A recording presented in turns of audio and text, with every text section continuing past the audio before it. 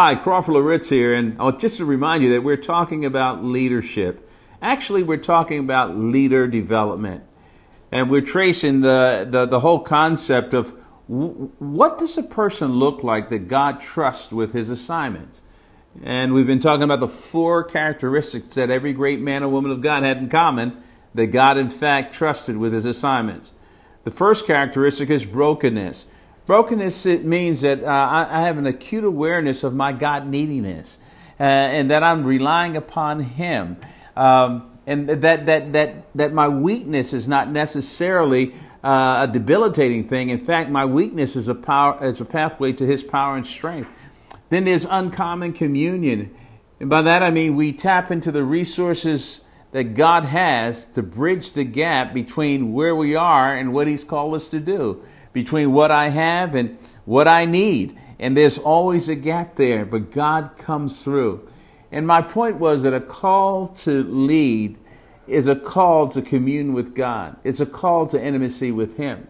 Now, the third characteristic of every great man or woman of God that God trusts with His assignments is that they're marked by servanthood as an identity and not as a strategy.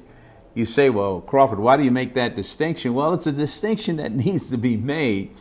Sometimes we can use servant leadership language in a very pragmatic way, sort of a quid pro quo, or meaning that if I do something for a person, then they owe me, and that's going to affect something, and so it becomes very pragmatic or utilitarian. But I would remind you that if we give looking for something in return, technically we have not given, we've invested. Well, God's leaders in the Bible, they serve because they are servants. They are servants. It's not that they're trying to affect something. That's their identity. They are servants, and they lead from that. And I would say this, that leadership in the Bible is not primarily about a position or about a platform. Now, certainly there are positions for leadership in the Bible, but leadership is defined in the Scriptures by serving. By serving. And the only reason why a leader has power is because he's giving it away and he's using the visibility or platform that God has given to him to empower others to serve them. And one of the most moving classic illustrations of this, probably the ultimate illustration of servant leadership, is given to us in John chapter 13. Now, this is astonishing. Jesus is about ready to die. He's retreated to the upper room with his disciples. They're going to celebrate Passover together. He's going to turn that into the Lord's Supper, a point of remembrance. We call it communion. But what does he do when he gets there? You know, my research indicates if you were a household of some substance back then, there were servants in the household. And it was the job of the lowliest of all the servants to wash the feet of the invited guests. And the reason why they washed feet back then was because, you typically walk long distances. It was a sign of an expression of hospitality. And also, if you were serving a meal, they didn't sit at tables. Typically they reclined on the floor. And so for sanitary reasons, you wash feet. Now think about this. Here's Jesus with his disciples. They come to this upper room. Jesus is going to die on the cross for these followers of his, for the entire world. In fact, not long from this point, he's going to cry out on the cross, Eli, Eli, lama sabachthani, my God, why have you forsaken me? Because the sins of the world be placed on him. Now, remember this. Jesus was the Lord of history. In fact, he created these disciples. He had every right. He had every right to play the delegation card, meaning he could have called his disciples, Peter, James, John, Bartholomew, Andrew, you guys get some water and wash these feet. But what does he do? The Lord of history takes off his outer garment. And he's wearing this garment underneath the outer garment that's called an emboma.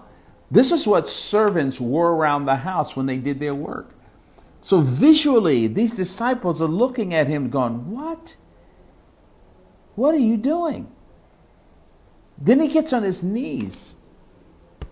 He begins washing the feet of his disciples. And Peter is saying, Jesus don't do this. That's demeaning. Now, think about that. We would say the same thing. He's the Lord of history. That's not your job. This is a lowly job.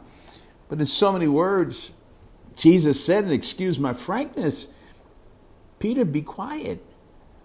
I want you to learn a lesson in leadership that you should never, ever, ever, ever forget. Ever forget. That your credibility and your authority to lead is found in a direct relationship to your ability to serve. I want to say that again. Your authority to lead is found in your ability to serve. Your authority to lead is not found in your position. It's not found in power motivations. It's not found in prominence. But your authority to lead is found in your ability to serve. And that, again, is the only reason why any leader has a platform of recognition. It's not about him, it's about God. And I think as those of us who are in occupied positions of leadership, we need to think about this all the time. All the time. Because with visibility and with titles come spirits of entitlement, and we get treated a little bit better than the average person. We can talk ourselves into thinking that we deserve this. But the biblical model is profound humility. And so I want to encourage you never to ask anybody that you're responsible for or that you're leading, never ask them to do anything that either you have not done or you're not willing to do yourself.